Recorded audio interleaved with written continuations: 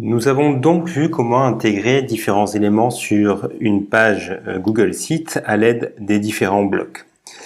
Il est temps maintenant d'aborder la notion de la navigation et vous allez voir que là aussi, Google Sites a fait les choses de façon assez simple.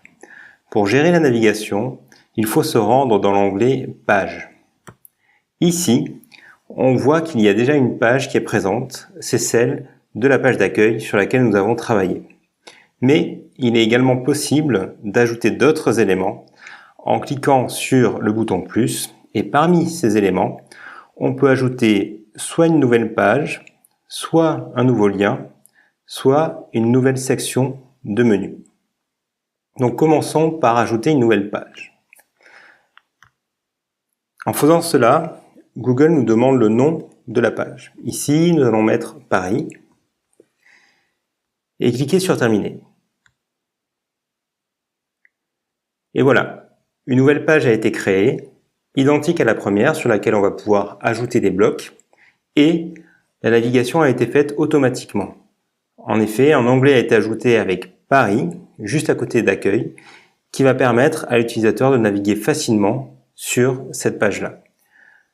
Si on souhaite ajouter une nouvelle page, il suffit de taper un autre nom et là aussi, une nouvelle page sera ajoutée. Alors bien sûr, il est possible de les modifier en changeant l'ordre des pages.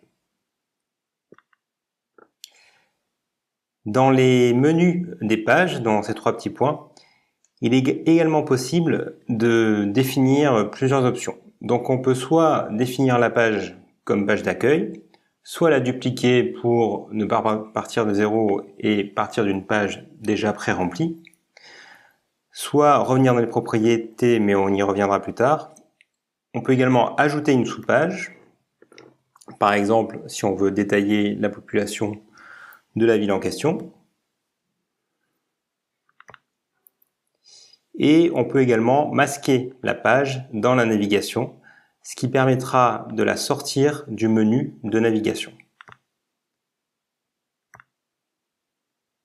Alors pour revenir sur la partie des propriétés, si on clique dessus, cela permet d'une part de changer le nom de la page et d'autre part, dans les options avancées, ça permet de définir un chemin pour cette page. Alors le chemin, qu'est-ce que c'est ? Ça va être le mot qu'il y aura dans l'URL juste après votre site. Donc mettons que votre site, ça soit comparaisondegrandevilles.com. Le chemin, ça sera comparaisondegrandevilles.com/Shanghai, dans ce cas précis. Donc ça, on pourra le revoir au moment de la publication. Concernant les autres possibilités, il est également possible d'ajouter une nouvelle section de menu. Donc là, c'est si on souhaite ajouter une section dans le menu, mais sans que ça devienne automatiquement une page. Et à partir de là, on pourra ajouter dans cette section les différentes villes qui nous intéressent. Donc là, vu qu'on les a déjà, autant les glisser automatiquement. Voilà. Et voilà. Donc ici, on a une section avec les différentes villes qui nous intéressent. Et il est également possible d'ajouter un lien vers un site web.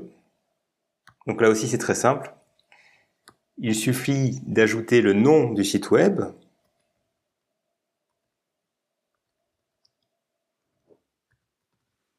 Et de mettre son lien.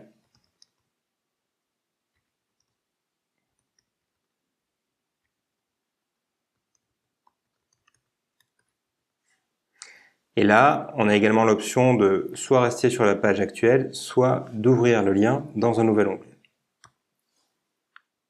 Voilà, donc ici, on aura un lien vers le site web qui nous intéresse et qui s'ouvrira dans un nouvel onglet. On a fait le tour de la navigation et c'est à la fois simple et puissant. Parce qu'à partir de cette navigation, vous allez pouvoir créer un menu avec des sous-menus. Et la petite cerise sur le gâteau, c'est que cette navigation va s'adapter en fonction de l'appareil qui est utilisé pour visiter le site web.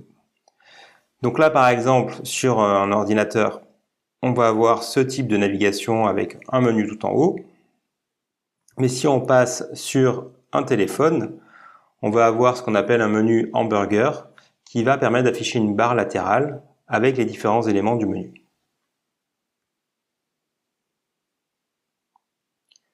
Voilà pour la navigation. Nous allons maintenant nous retrouver pour la partie thème et personnalisation du design.